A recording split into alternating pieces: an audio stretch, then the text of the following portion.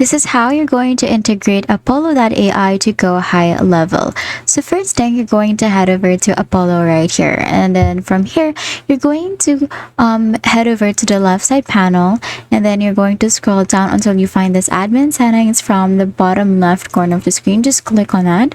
And then from the settings menu that will appear right here, you're going to click on integrations.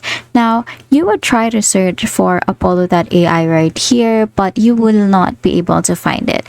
So what we can do, if you can't find it among the list of integrations, you are just going to head over to a third-party app, which I will use AppyPie Automate.ai. So you can just head over to their page, and then you're going to search for integrations of Apollo to go high level. Now, once you're on their page, you're just going to click on Get Started with Apollo and Go High Level integrations.